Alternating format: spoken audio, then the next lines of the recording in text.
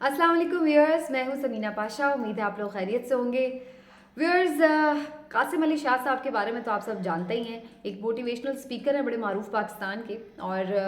बज़ाहिर तो वो दरस व तदरीस से मुंसलिक हैं और ऑथर भी हैं, मुख्तलिफ बुक्स भी लिख चुके हैं और यूट्यूब चैनल भी रन करते हैं जिसमें वो फिर इसी तरह से उनके लेक्चर्स होते हैं, मुख्तलिफ मोटिवेशनल स्पीचेस होती हैं। तो ये उनका सारा मामला है और तारुफ है। लेकिन अब उनका तारुफ पिछले 1-2 दिन से जो हमने ट्विटर पे देखा है वो तो कुछ अजीब सा ही हो गया। उसकी वजह क्या बनी, खान साहब से मुलाकात करके क्यों उन्होंने कुछ नेगेटिव बातें की, और फिर क्या उनकी नेगेटिव बातें करना कोई जुर्म था, आखिर वजह क्या बनी कि उनके ऊपर इतनी तनकीद हुई, और अब उनका सॉफ्टवेयर कैसे अपडेट हुआ, इसके बारे में आपको बताएंगे। और साथ ही साथ थोड़ा सा बात करेंगे जो ओवरऑल एक सियासी मंजरनामा है उसमें क्या तब्दीली एक बड़ी आने वाली है, उसके बारे में भी आपको बताएंगे। लेकिन उससे पहले चैनल को कर लें सब्सक्राइब और वीडियो को लाइक और शेयर भी किया करें। व्यूअर्स, कासिम अली शाह साहब ने खुद अपने जो एक्सप्लेनेटरी वीडियोस थी उसमें ये बताया कि जनाब वो खुद मिलना चाह रहे थे खान साहब से, और बड़ी उन्होंने कोशिशें कर के खान साहब से मुलाकात का वक्त लिया। और उसमें जो मुलाकात में उन्होंने उनसे गुफ्तगू की, उसके भी कुछ क्लिप्स बड़े वायरल हुए जिसमें वो टिकट मांगते भी नज़र आए कि जनाब टिकट दें, और इसके साथ साथ बहुत सारी और दीगर चीज़ें भी। और फिर उसके बाद उन्होंने शहबाज शरीफ साहब से भी मुलाकात की, प्राइम मिनिस्टर साहब से, और फिर उन्होंने परवेज़ इलाही साहब से भी मुलाकात की, और उनकी दीगर भी सियासी जमातों के रहनुमाओं से मुलाकातें मुतवक्के हैं।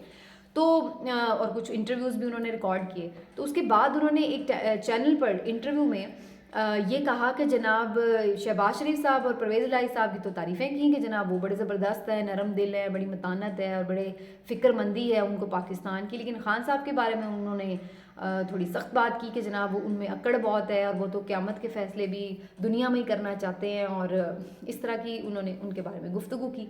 तो उसके बाद हुआ ये कि ट्विटर पर उनके ख़िलाफ़ बड़ी एक हमने देखा कि ट्रोलिंग शुरू हो गई और बड़ा रिएक्शन आया। और फिर उसके बाद हमने ये देखा कि जनाब उन्होंने मज़ीद फ़ौरन, जिसको कहते हैं ना बंदा लाइन पे आ जाता है, तो वो वाली सूरत हाल हुई, और शाह साहब जो हैं वो फ़ौरन उनका सॉफ्टवेयर हो गया अपडेट। और उसके बाद उन्होंने मुख्तलिफ़ यूट्यूब के फ़ोरम्स पर इस बात को एक्सप्लेन करने की भी कोशिशें की अपने तईं, और फिर बाद में ट्वीट्स भी किए कि जनाब मैं बस राह रास्त पर हूँ, मुझे माफ़ कर दें तो उनका सॉफ्टवेयर अपडेट हो गया।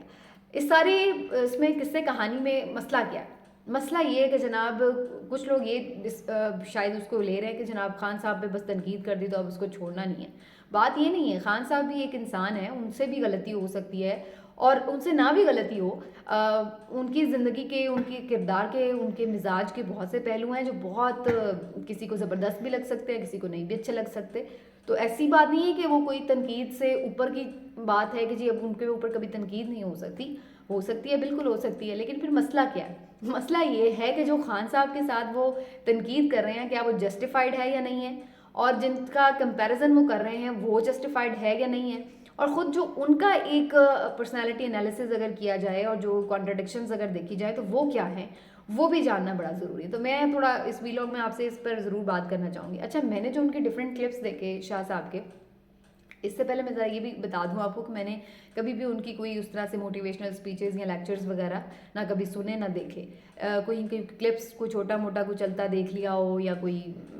किसी प्रोग्राम में कभी वो आए हों, किसी मॉर्निंग शो में ये वो, तो वो एक अलग बात है कि उनको कभी एक आध जुमला सुन लिया हो, लेकिन ज़्यादा मैंने उनको कभी ऐसे नहीं सुना कि प्रॉपर पूरा लेक्चर। तो मैंने जब ये सारा मामला हुआ तो फिर मैंने उनके वो देखे क्लिप्स भी, जो खान साहब के साथ उनके क्लिप्स थे, जो उन्होंने वहाँ पे गुफ्तगू की टीवी चैनल में, जिसके ऊपर फिर उन पे तनकीद शुरू हुई, तो वो मैंने सारा देखा। अब जो मेरी ऑब्जर्वेशन है वो मैं आपके साथ शेयर करती हूँ।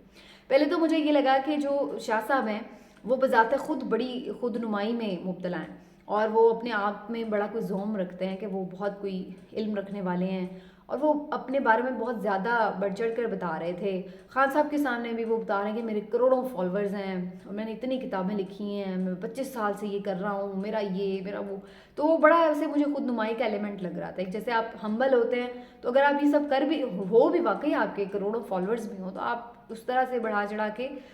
या उसको एक डिस्कस करना उस एक हम्बल बनने के लिए ज़रा मुश्किल बात होती है। तो एक तो मुझे ये उनकी पर्सनालिटी में एक अजीब सी बात लगी, और फिर दूसरी जो मुझे बात लगी, उनके अंदर इतनी बेचैनी सी मुझे नज़र आई खान साहब के साथ जब वो गुफ्तगू कर रहे हैं, तो वो मुसलसल हिलते जा रहे हैं ऐसे जैसे कोई उनके लिए सुनना बड़ा मुश्किल होता है। اور یہ ایک ایلیمنٹ ہے بھی کہ جب کوئی شخص لیکچر دینے والا ہوتا ہے تو اس کے لیے دوسرے کو سننا بڑا مشکل ہوتا ہے. میرا ماننا یہ کہ کمیونیکیشن کا آرٹ یہ ہے کہ جب آپ کسی کا انٹرویو کرنے جائیں تو خود کم بولیں اور دوسرے کو زیادہ بولنے کا موقع دیں. اس کے سننے جا رہے ہیں نا آپ, تو اس کو آپ موقع دیں گے بولنے کا, اس کو تحمل سے سنیں گے, تو پھر آپ بہت کچھ وہ ایکسٹریکٹ کر لیتے ہیں جو کہ شاید آپ کی اپنے بھی سوچ میں نہیں ہوتا اور جو شاید بتانے والے کی بھی سوچ میں نہیں ہوتا. تو یہ بڑا ایک آرٹ ہے کہ آپ کس طرح کسی سے بات کریں. لیکن ان کے ساتھ جو گفتگو میں نے باڈی لینگویج دیکھی ان کی, تو وہ بڑے مجھے بے چین نظر آئے, کبھی ہل رہے ہیں, کبھی جل رہے ہیں, کبھی یعنی ایک تحمل نہیں نظر آیا مجھے, ایک قرار کوئی ان کی پرسنالٹی میں ٹھہراؤ نہیں دکھ رہا تھا, ایک بے چینی سی تھی. اور خان صاحب جب بات بھی کر رہے تھے تو مجھے لگ رہا تھا جیسے وہ ان کا بس نہیں چل رہا کہ وہ خان صاحب کی بات نہ سنیں اور بس اپنی بات جو ہے وہ انہیں سنا دیں. تو یہ بھی مجھے بات بڑی حیرت انگیز لگی کہ آپ اتنے پڑھے لکھے, اتنے آپ کے لوگ فالوورز اور سارا کچھ, اور کمیونیکیشن کا ایک بیسک جو قاعدہ ہے وہی آپ کو نہ پتہ ہو. اور پھر تیسری چیز یہ کہ جو انہوں نے پھر جو بات کی آ کے بعد میں چینل کے اوپر, تو اس پہ پھر بڑی کرٹیسزم یہ بڑا بن رہا تھا کہ جناب آپ کیا بات کریں, مطلب آپ کو کس بات پہ اعتراض ہے کہ خان صاحب اس دنیا میں انصاف کی بات کیوں کر رہے ہیں. یعنی آپ یہ کہہ رہے ہیں کہ سارے جو معاملات ہیں وہ بس قیامت کے دن پہ چھوڑ دینے چاہیے. تو یہ اٹ سیلف بڑی کانٹروورشل بات ہے کہ جناب اللہ تعالیٰ نے تو خود کہا ہے کہ اللہ کی زمین پر انصاف قائم کرو.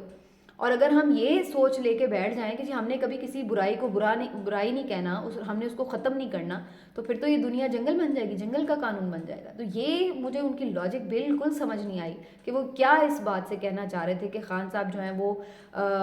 جس کو کہتے ہیں نا کہ وہ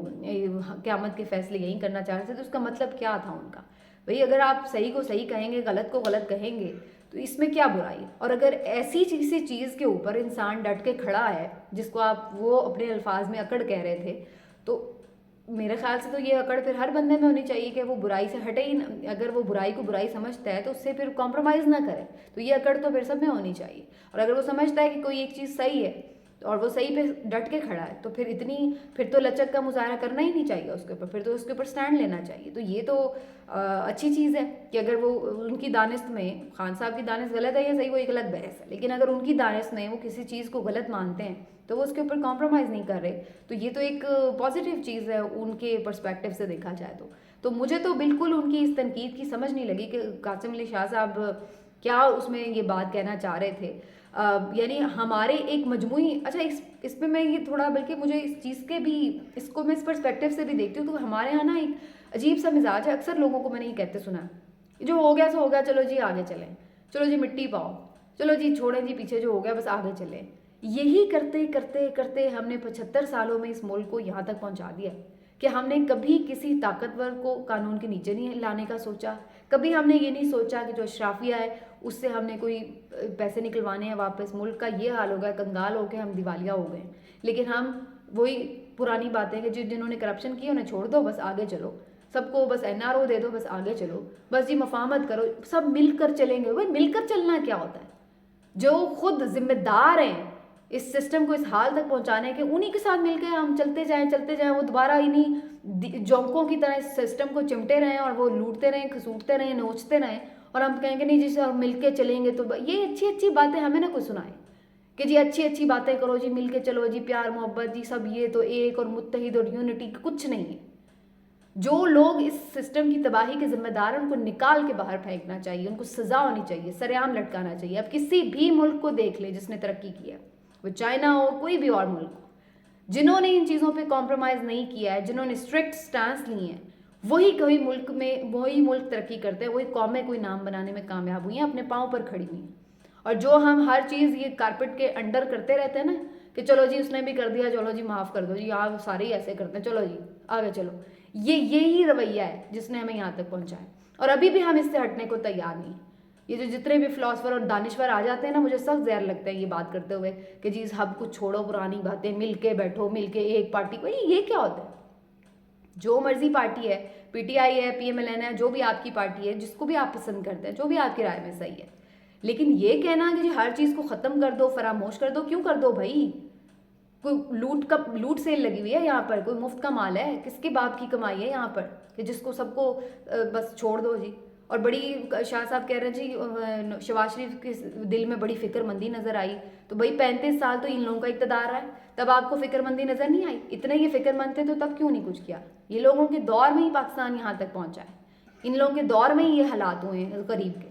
और अभी भी अगर इतने ही फ़िक्रमंद हैं तो ये जो इतने अरबों डॉलर के असासे इनके बाहर हैं वो क्यों नहीं लेके आते? यहाँ मुल्क में एक एक डॉलर की कमी हुई पड़ी है, एक एक डॉलर के पीछे जो है वो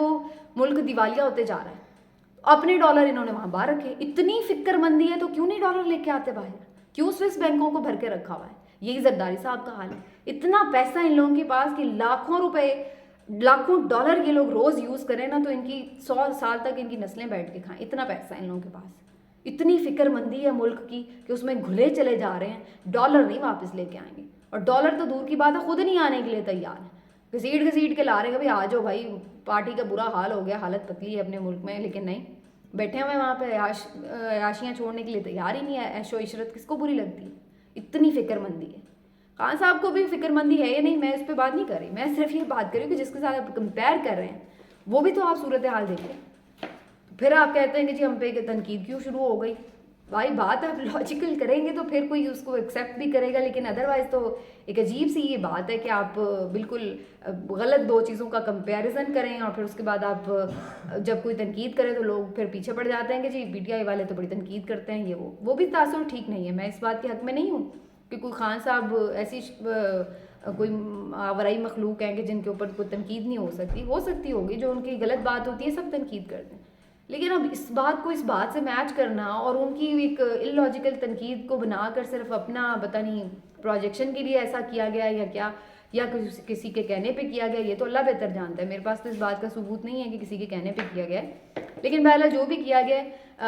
अपना ही नुकसान किया और यही वजह है कि उसका रियलाइजेशन उन्हें हुई कि ये मेरा अपना ही नुकसान है। तो वो जैसे जवाद अहमद साहब हमें कहते नज़र आते हैं ना कि जनाब मुझे अब कोई बुलाता नहीं है कॉन्सर्ट्स में, ये तो वो अब इनको भी पता था कि फिर इनका भी जो ग्राफ है ना वो एकदम यूँ नीचे आएगा, तो फिर फ़ौरन ही वो सॉरी सॉरी सॉरी शुरू हो गया है काम। लेकिन बहरहाल जनाब ये हमारे मुल्क की एक रिवायत सी है। लेकिन जो जैसे मैं सियासत की बात कर रही थी, हमारे अब यही बताया जा रहा है जी जो सियासी मामलात हैं उसमें कि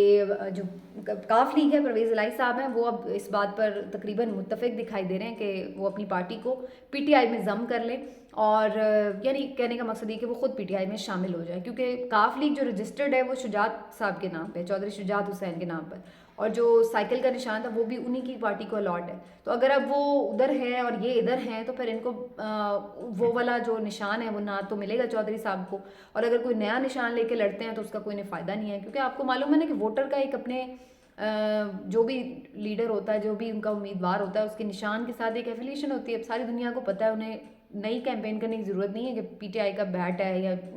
उसका शेर है पीएमएलएन का, तो वो एक इसलिए वो जल्दी चेंज नहीं करते क्योंकि वोटर सपोर्टर उसके साथ एक मुंसलिक हो चुका है उस निशान के साथ। तो अगर आप साइकिल के निशान पे नहीं लड़ रहे हैं तो कोई नए निशान से लड़ें, तो उससे तो फिर बेहतर यही है कि आप बैट के निशान से लड़ लें, क्योंकि बैट पर जो एक ज़ाहिर जनरल एक ओपिनियन भी है कि ज़्यादा वोट पड़ेगा। तो अगर आप सीट एडजस्टमेंट में भी वैसे 35 सीटें मांगेंगे तो ज़ाहिर खान साहब आपको नहीं देंगे, लेकिन अगर आप